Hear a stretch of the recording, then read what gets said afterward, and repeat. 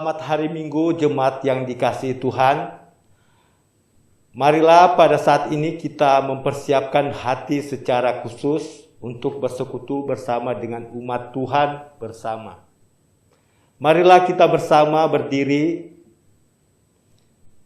Mari kita serukan kerinduan hati kita akan Tuhan bersama-sama.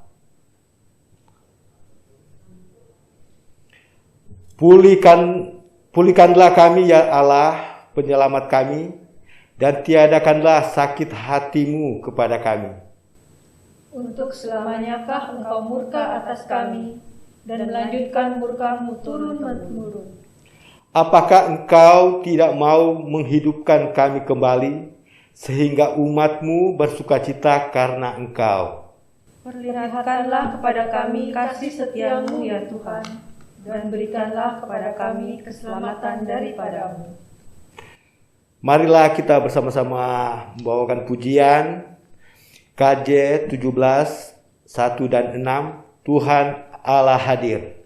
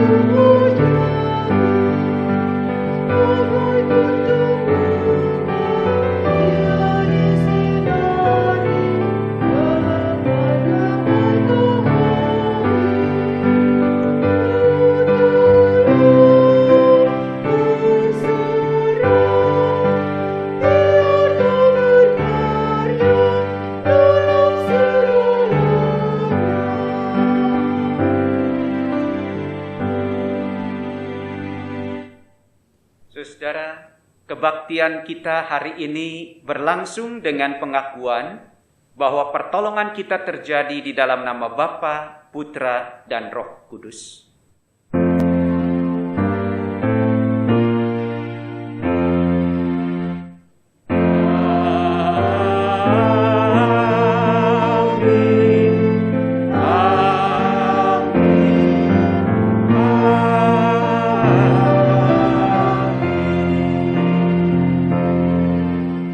Kasih karunia dan damai sejahtera Allah, Bapa kita dan dari Tuhan Yesus Kristus turun atasmu. Dan atasmu juga. Silakan duduk Bapak Ibu, Saudara yang dikasihi Tuhan Yesus Kristus. Saudara, sadarkah kita bahwa mendengarkan firman Tuhan dan melakukannya adalah dua mata koin yang tidak terpisahkan?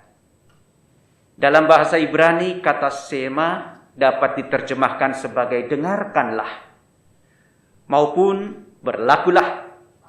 Itulah kenapa Yesus dalam Lukas 6 ayat 49 mengatakan, akan tetapi barang siapa mendengar perkataanku tetapi tidak melakukannya, ia sama dengan seorang yang mendirikan rumah di atas tanah tanpa dasar.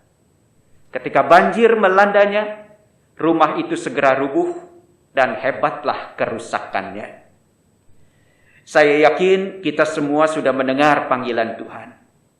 Tetapi apakah jawab saudara?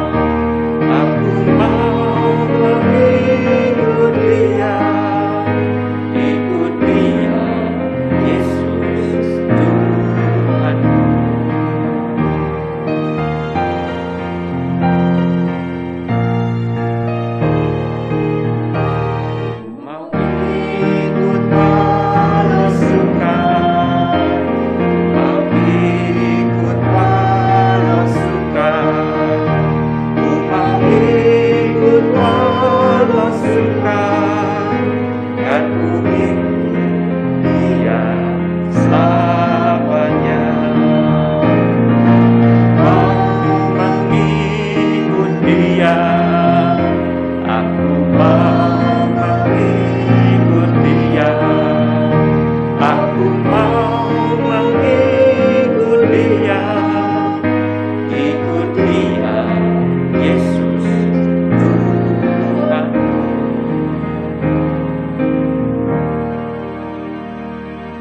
Saudara, nyanyian tadi, aku mau mengikut Dia. Aku mau ikut walau sukar. Dan kita nyanyikan lagu itu tadi. Persoalannya, sudahkah sungguh-sungguh saudara meresapi nyanyian tadi? Sudahkah kita sungguh-sungguh menyatakannya dalam hidup sehari-hari? Atau lagu ini hanya sekedar menjadi perkataan yang keluar dari bibir kita tanpa ada sedikit pun keluar dari kesungguhan hati kita? Mari saudara kita tundukkan kepala kita renungkan bersama-sama.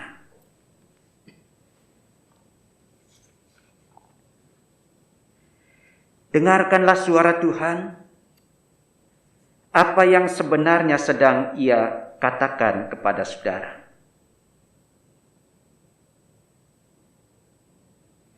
Dengarkanlah suara Tuhan, apa yang Tuhan inginkan untuk saudara ubah dalam hidup saudara. Jawablah suara Tuhan di dalam doa saudara. Mohon ampunlah atas dosa-dosa saudara. Dan sampaikanlah komitmen perubahan diri yang saudara mau buktikan kepada Tuhan. Silakan saudara berdoa secara pribadi. Nanti akan kita tutup bersama-sama. Silakan.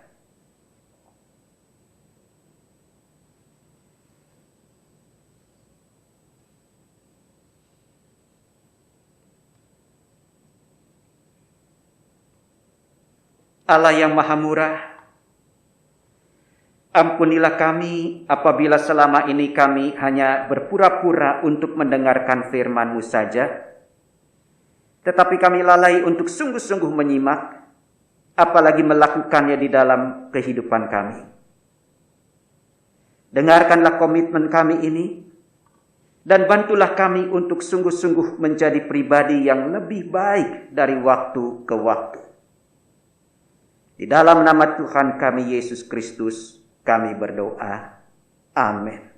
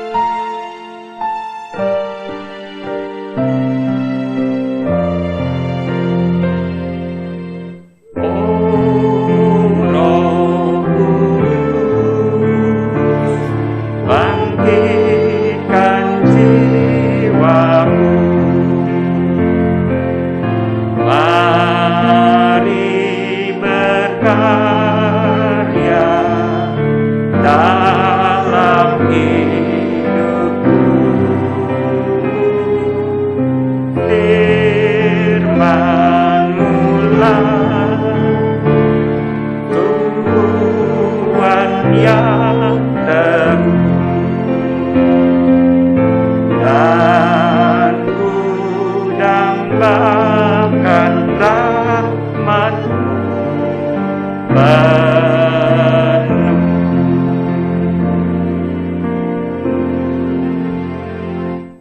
mengundang jemaat untuk berdiri. Tuhan sudah mendengar doa dan komitmen saudara. Oleh karena itu, simaklah berita anugerah dari Tuhan yang diambil dari kitab Yoel pasal 2 ayat 12 dan 13 yang dicatat demikian. Tetapi sekarang juga demikianlah firman Tuhan. Berbaliklah kepadaku dengan segenap hatimu, dengan berpuasa, dengan menangis, dan dengan mengadu. Koyakkanlah hatimu dan jangan pakaianmu. Berbaliklah kepada Tuhan Allahmu. Sebab Ia pengasih dan penyayang, panjang sabar dan berlimpah kasih setia, dan Ia menyesal karena hukumannya. Demikianlah berita anugerah dari Tuhan. Syukur kepada Allah.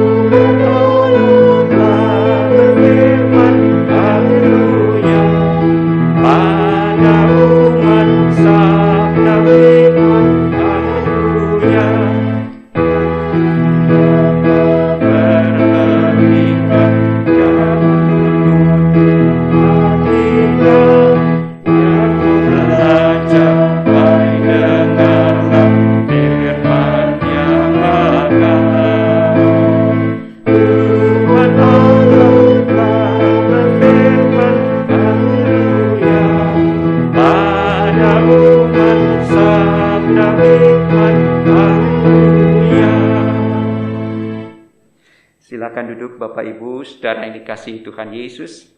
Sebelum kita bersama-sama membaca bagian firman Tuhan, dan sebelum kita merenungkannya, mari kita berdoa, kita mohon pimpinan Tuhan, sehingga firman yang kita baca, firman yang kita renungkan, boleh sungguh-sungguh memberi kekuatan, dan kita mampu menjalankannya. Mari kita berdoa.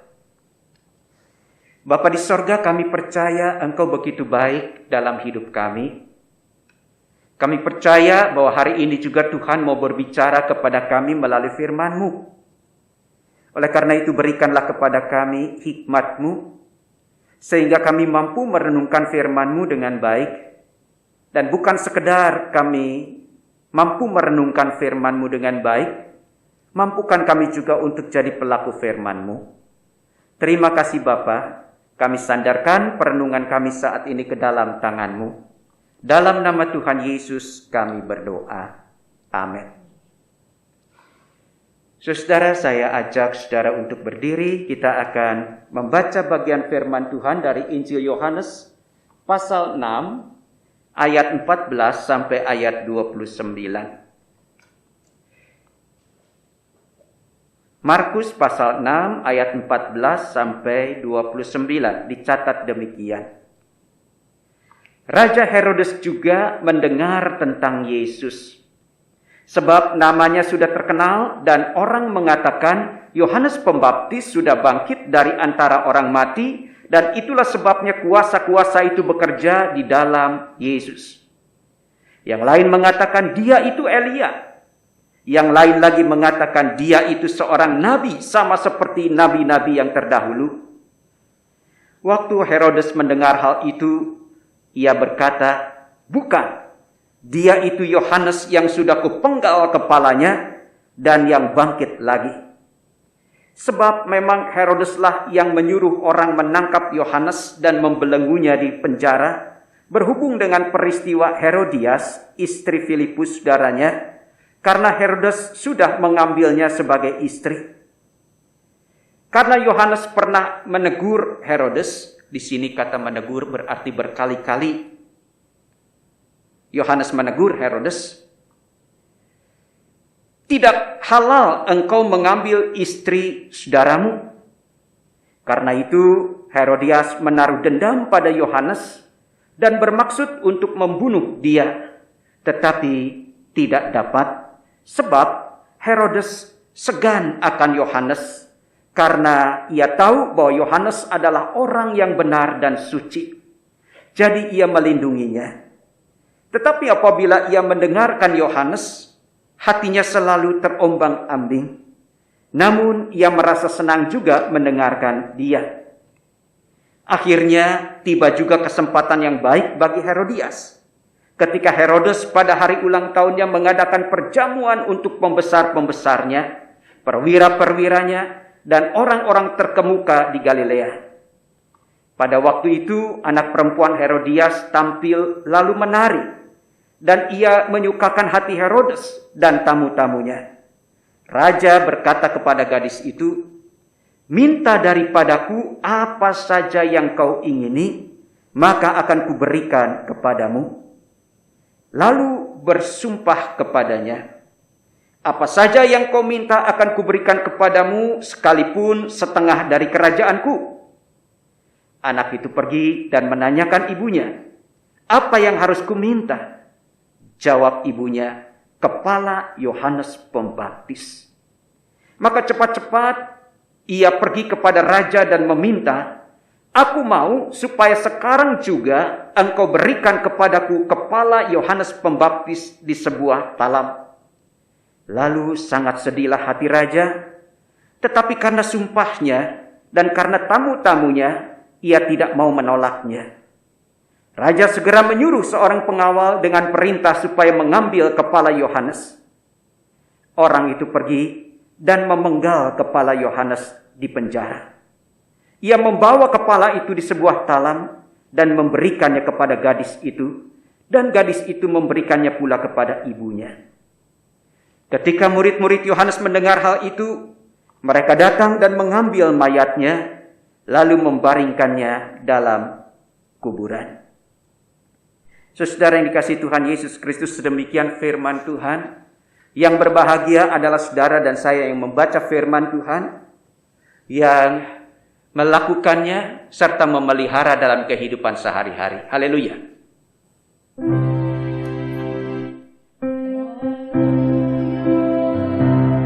Haleluya. Haleluya.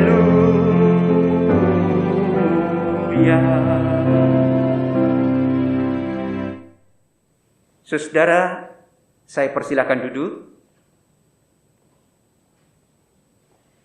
Tema kita pada hari ini adalah pandai mendengar dan berkata-kata yang benar.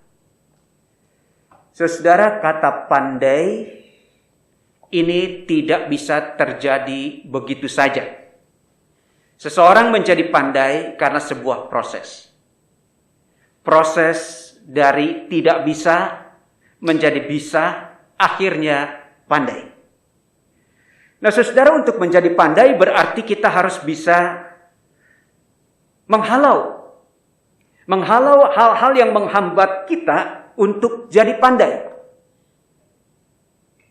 Nah, pada hari ini, saudara, kita diajar untuk bagaimana kita pandai mendengar dan berkata-kata. Berarti kita diajar untuk terus berproses, terus belajar, dan terus menyingkirkan dan mengikis hambatan-hambatan yang membuat kita tidak menjadi pandai mendengar dan berkata-kata yang benar.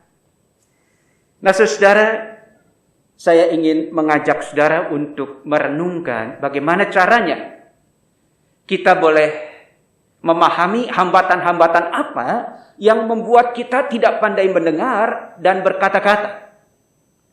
Yang pertama, saudara, saya ingin ajak saudara untuk merenungkan peristiwa Herodes Antipas. Ini putra dari Herodes Agung. Dia menjadi penguasa di Galilea. Saudara, ketika Herodes mendengar bahwa Yesus melakukan banyak mujizat, begitu banyak orang yang menjadi pengikut Yesus, Dan pada saat itu Herodes mulai berpikir, siapa orang ini? Nah saudara, itu yang menyebabkan dia mulai berpikir tentang tindakannya dahulu, yaitu memenggal kepala Yohanes Pembaptis. Dan saat itu Herodes berpikir bahwa yang hadir saat itu yang dia lihat yaitu Yesus sebenarnya adalah Yohanes yang sudah bangkit. Dan itu yang menjadi ketakutan Herodes saat itu. Nah saudara, apa yang terjadi sebenarnya saudara? Yang terjadi adalah pertama-tama Herodes itu sangat bersimpati pada Yohanes Pembaptis. Dia dilihat sebagai seorang yang suci, orang yang mempunyai kehidupan spiritual yang baik, dan menurut Herodes, apa yang diajarkan Yohanes Pembaptis itu baik dan benar. Nah persoalannya saudara, Yohanes Pembaptis ini menegur Herodes karena dia mengambil istri adiknya, Filipus, yang bernama Herodias. Dan berkali-kali Yohanes menegur. Saudara, apa yang menjadi reaksi Herodes saat itu? Saudara, yang menjadi reaksi Herodes pada saat itu adalah dia nggak suka ketika dia mendengar kata-kata yang mulai menyinggung apa yang dilakukannya. Mengapa saudara?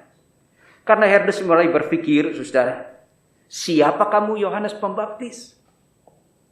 Aku raja, aku punya kekuasaan, aku punya harta, aku punya jabatan. Nah saudara, kalau orang sudah berpikir seperti ini, orang seperti ini sukar untuk mengoreksi dirinya. Itu sebabnya saudara, Yohanes Pembaptis dipenjarakan oleh Herodes. Namun tidak dibunuh, karena Herodes masih berpikir, saudara, orang ini orang suci, orang kudus, yang dia hormati. Jadi dia tidak bunuh, hanya dipenjara saja. Saudara, hambatan yang pertama untuk kita bisa mendengar dengan baik dan berkata-kata dengan baik adalah ketika ada orang mulai mengkritik kita dan ketika orang mulai menegur kita, maka saat itu respon kita adalah pada gengsi kita. Saya ini siapa? Saya punya kuasa apa? Kamu itu siapa? Kira-kira begitu ya saudara. Itu yang pertama saudara. Yang kedua, saudara, hambatannya adalah istri Herodes, yaitu Herodias, yang diambil dari adiknya Filipus. Herodias mulai tidak suka dengan Yohanes. Kenapa, saudara? Karena Herodias mulai berespon terhadap teguran Yohanes Pembaptis saat itu. Herodias berpikir, mungkin orang ini iri sama saya. Saya lagi hidup enak-enak bersama dengan Herodes. Saya mempunyai kehidupan yang baik bersama dengan Herodes. Ini orang maunya apa gitu? Mengganggu rumah tangga orang. Mengganggu kenyamanan orang. Itu sebabnya dia benci terhadap Yohanes Pembaptis. Hambatan yang kedua adalah tidak bisa mendengar karena bukan sekedar mengkritik, tetapi pikirannya sudah mulai berpikir bahwa orang ini mau menghancurkan kebahagiaannya. Saudara, itu sebabnya mengapa saudara Herodias begitu benci dan akhirnya dia berpikir tentang membunuh Yohanes Pembaptis. Saudara, kalau orang udah benci kayak begini, saudara, kadangkala dia mulai menyebar kebenciannya.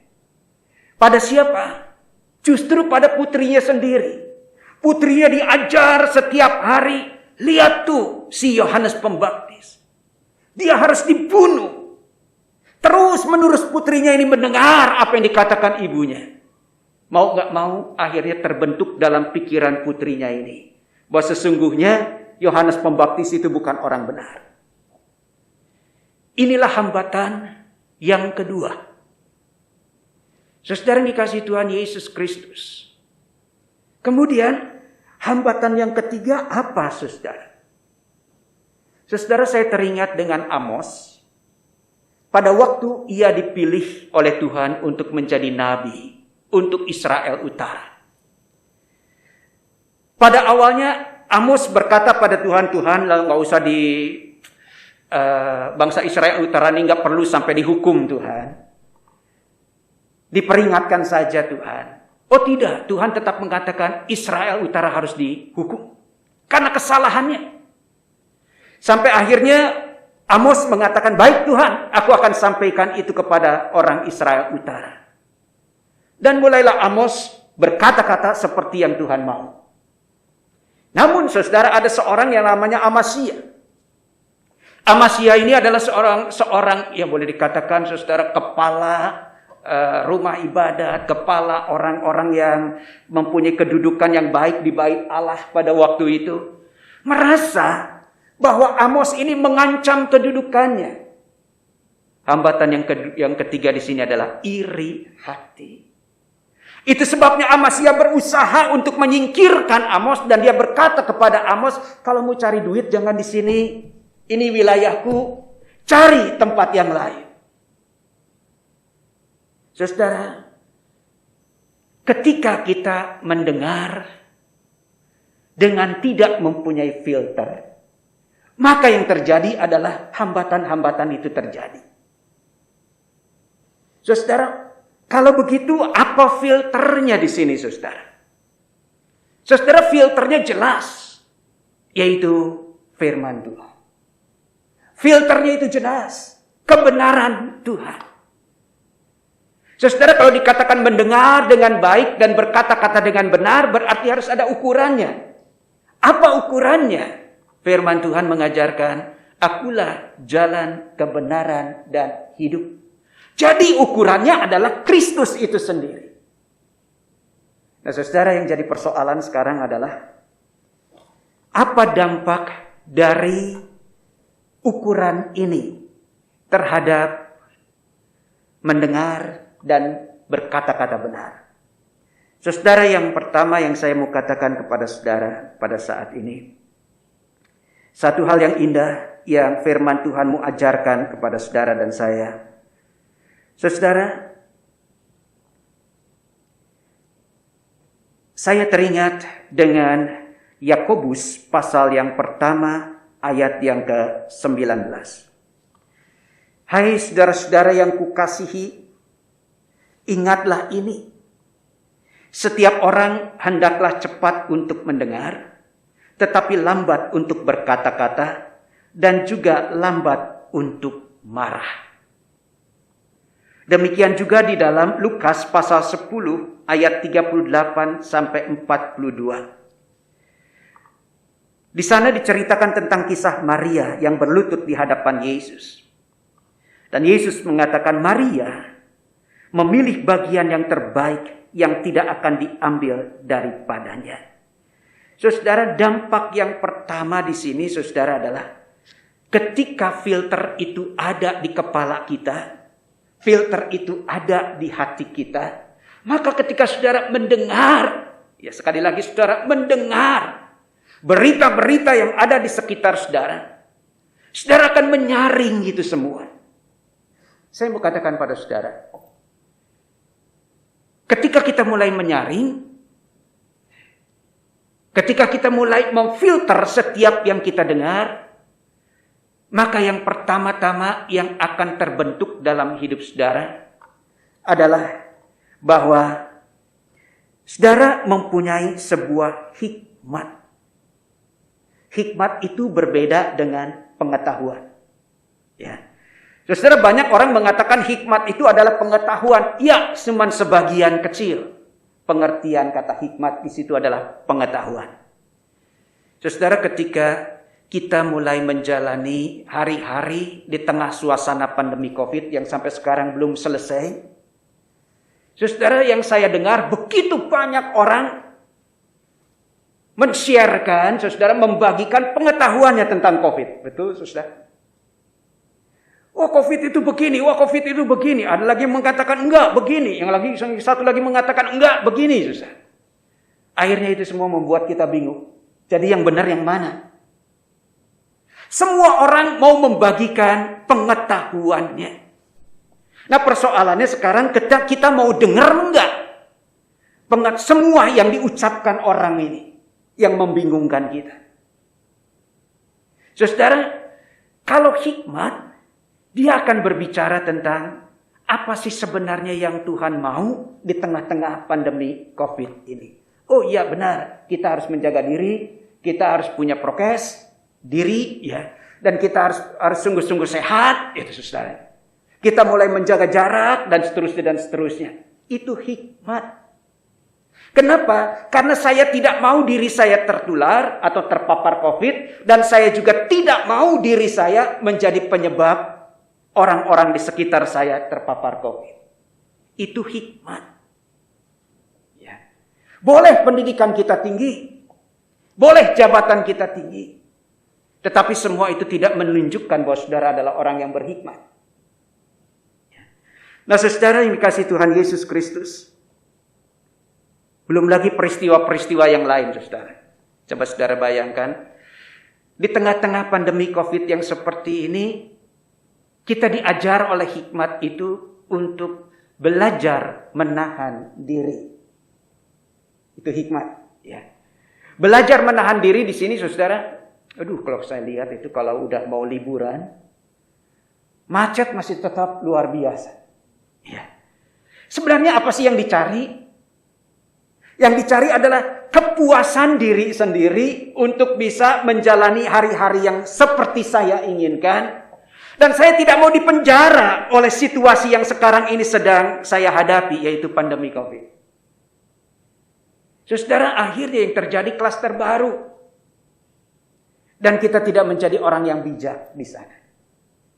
Saudara, orang yang berhikmat, dia akan berpikir, Tuhan, saya harus jadi berkat buat orang-orang di sekitar saya. Itu sebabnya saya tidak mau terpapar dan saya akan menjaga diri dan menahan diri untuk tidak seperti orang-orang lain.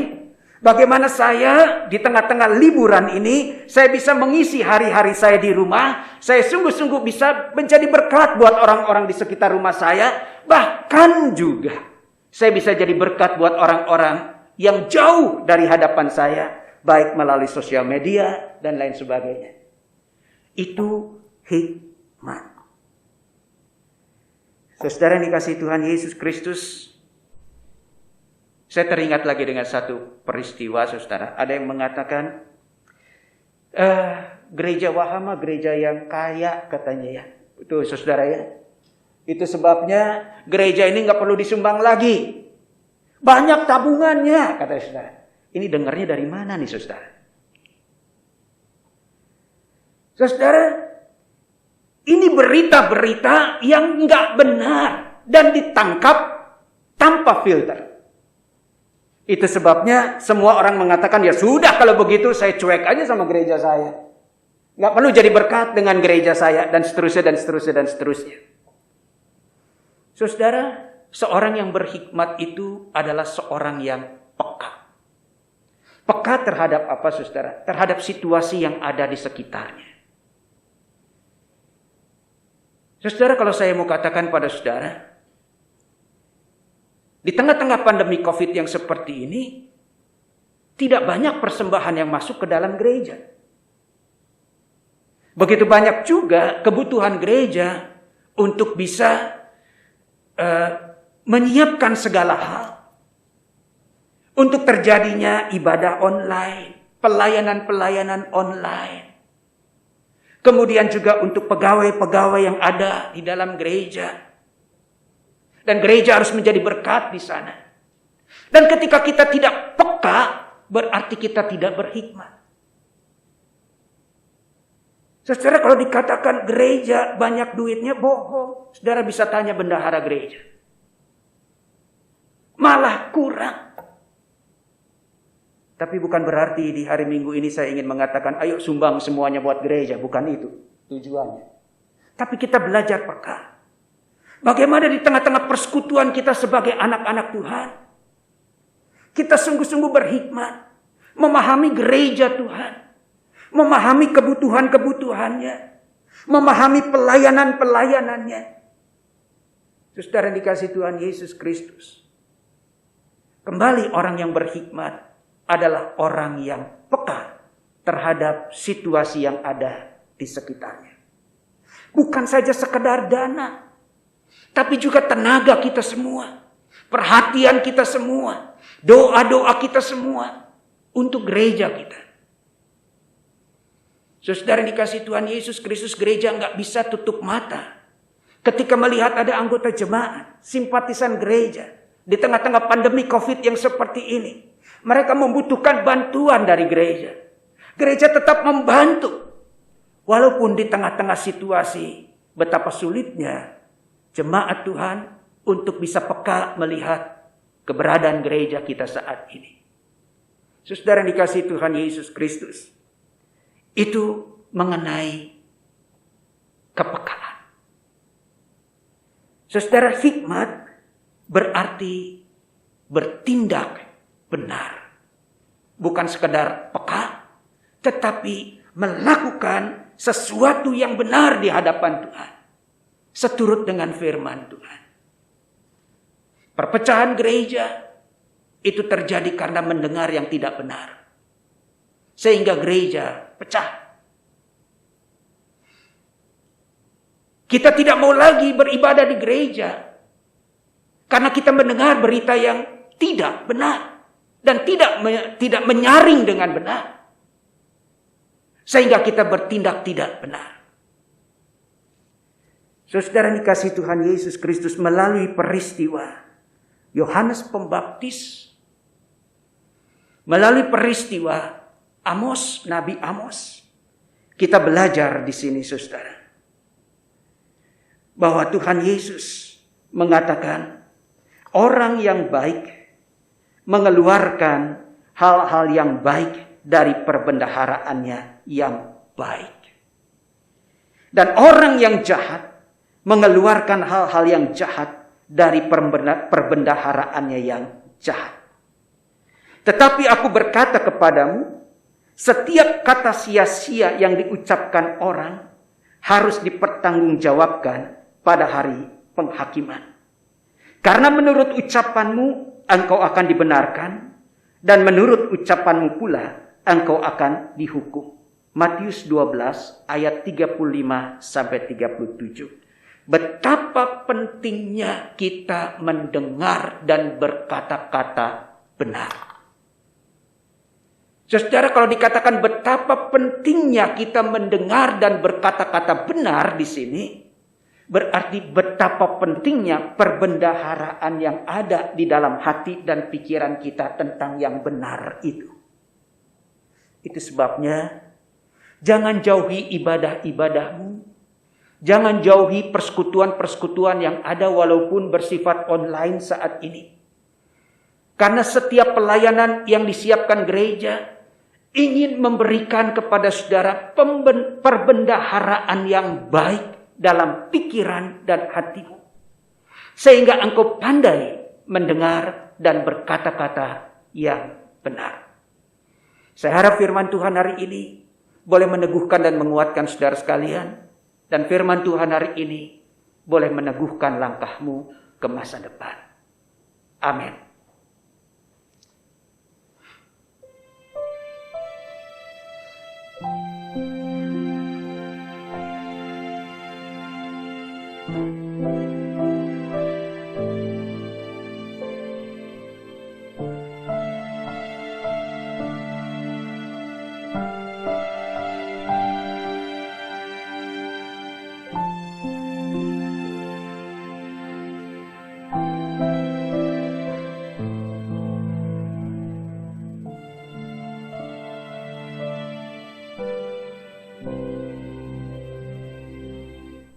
Marilah kita bersama berdiri dan mengakui pengakuan iman kita seturut dengan pengakuan iman rasuli yang berbunyi, Aku percaya kepada Allah Bapa yang Maha Kuasa, Khalid langit dan bumi, dan kepada Yesus Kristus anaknya yang tunggal Tuhan kita, yang dikandung oleh Roh Kudus, lahir dari anak darah Maria, yang menderita sengsara di bawah pemerintahan Pontius Pilatus, disalibkan, mati dan dikuburkan, turun dalam kerajaan maut, Pada hari yang ketiga, bangkit pula dari antara orang mati.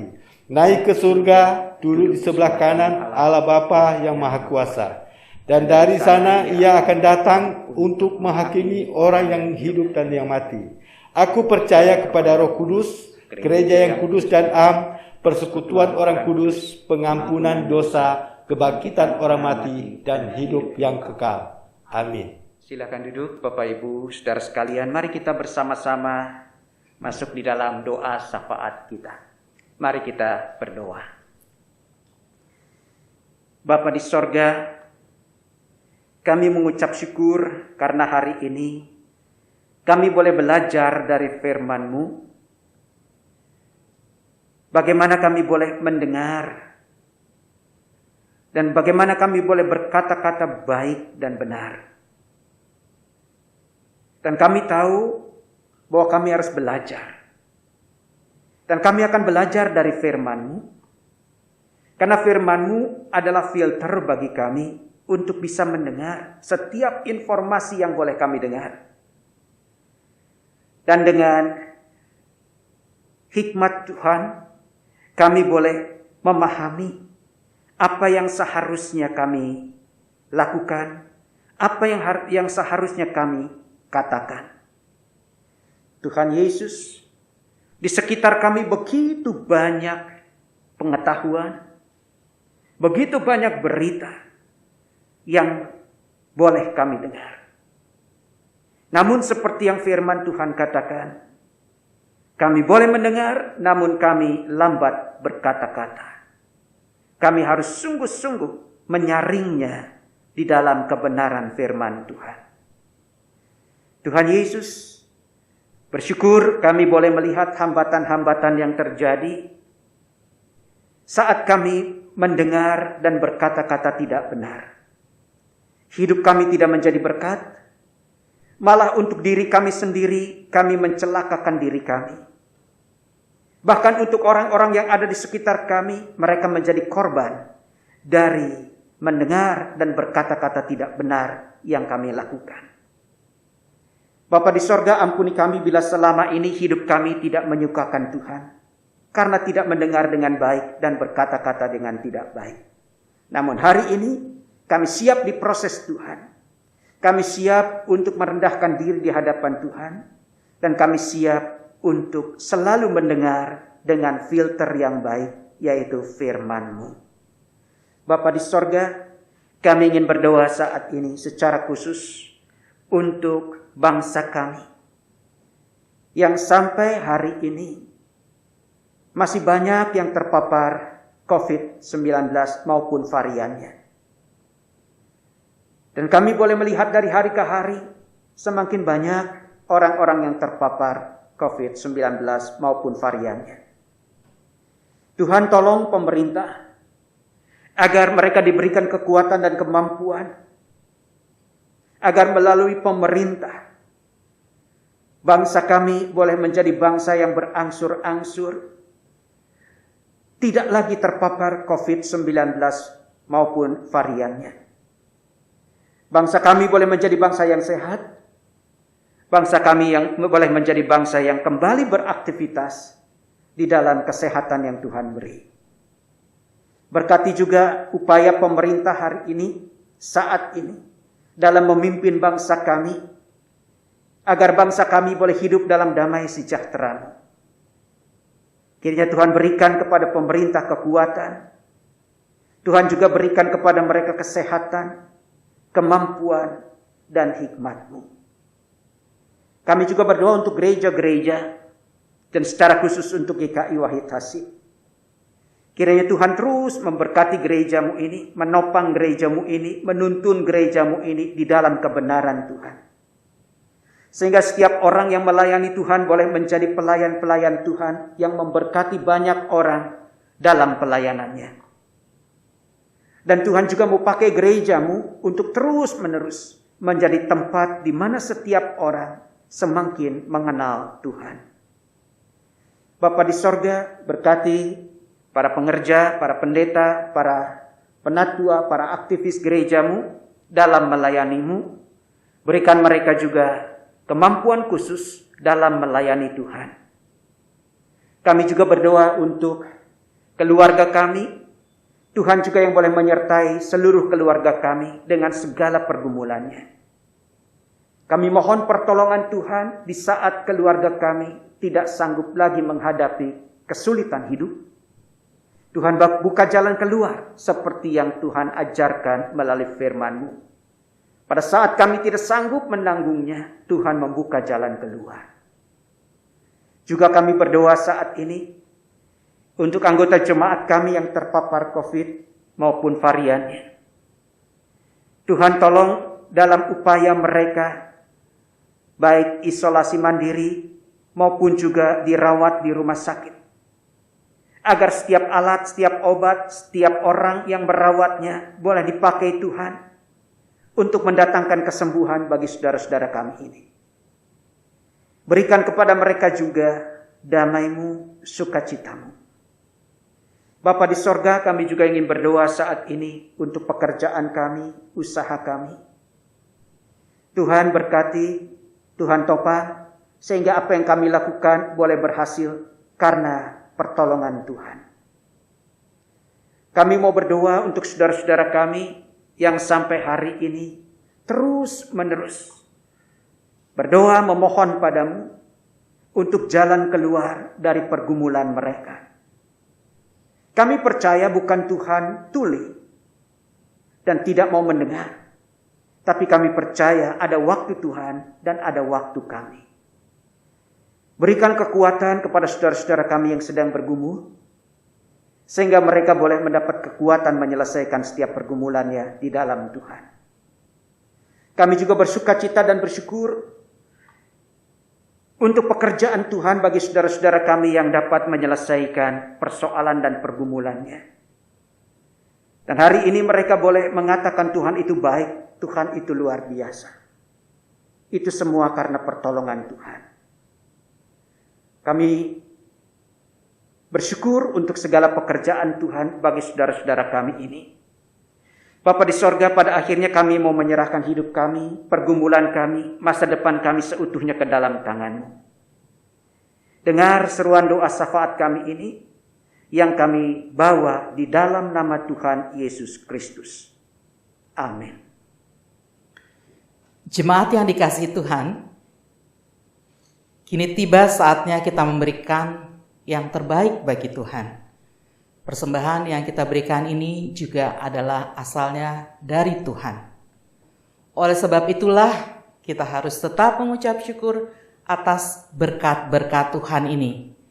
Ayat persembahan diambil dari 2 Korintus 8 ayat 14 sampai 15. Maka hendaklah sekarang ini kelebihan kamu mencukupkan kekurangan mereka, agar kelebihan mereka kemudian mencukupkan kekurangan kamu, supaya ada keseimbangan. Seperti ada tertulis, orang yang mengumpulkan banyak tidak kelebihan, dan orang yang mengumpulkan sedikit tidak kekurangan. Jemaat dapat memberikan persembahan dengan cara transfer ke rekening GKI Wahid Hasim, atau dengan cara men-scan barcode yang tertera di layar. Atau dapat juga dengan memasukkan ke dalam amplop persembahan dan membawanya ke gereja pada jam kerja tata usaha. Kita akan memberikan persembahan sebagai bentuk dari syukur kita kepada Tuhan dengan diiringi pujian dari PKJ 147 ayat 1 sampai 2, di sini aku bawa.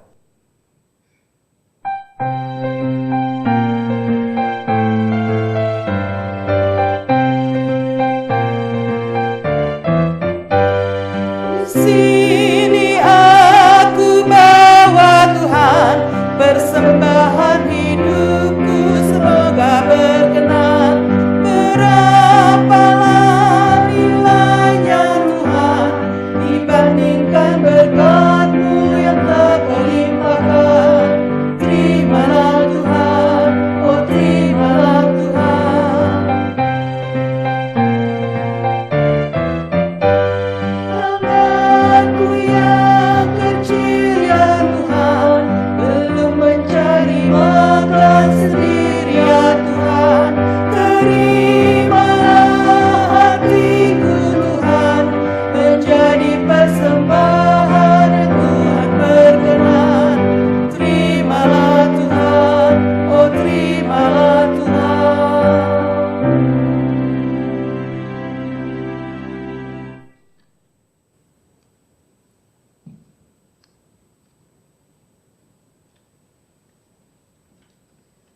Kita satu dalam doa.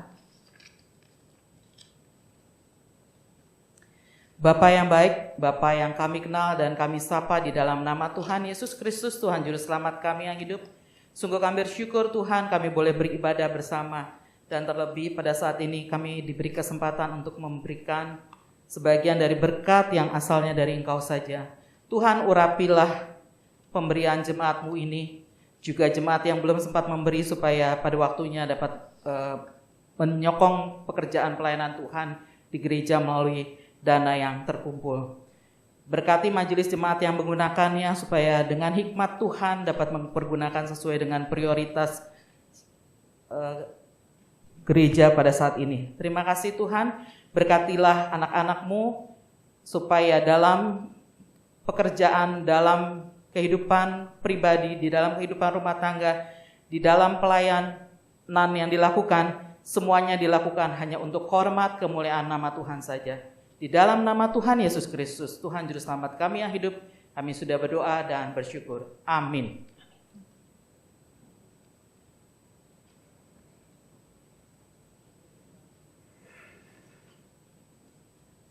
Jemaat sekalian, jelaslah bahwa mendengar firman Tuhan saja tidaklah cukup. Karena kita juga harus menyatakannya dalam segenap hidup kita, baik lewat perkataan maupun perbuatan. Dengan demikianlah kita dapat membuktikan bahwa kita sungguh-sungguh mendengarkan firman Tuhan.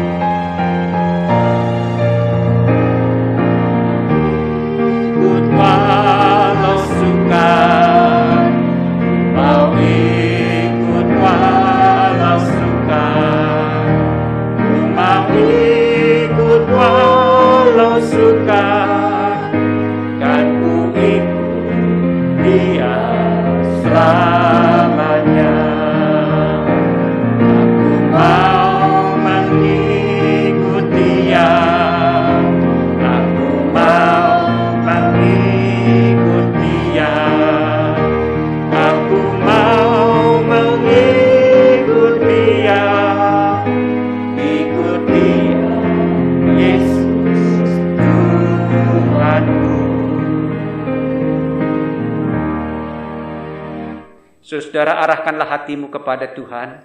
Kami mengarahkan hati kami kepada Tuhan. Jadilah saksi Kristus. Syukur kepada Allah. Terpujilah Tuhan. Kini dan selamanya. Terimalah berkat Tuhan. Tuhan memberkati engkau dan melindungi engkau. Tuhan menyinari engkau dengan wajah-Nya dan memberi engkau kasih karunia. Tuhan menghadapkan wajah-Nya kepadamu dan memberi engkau damai sejahtera. Haleluya.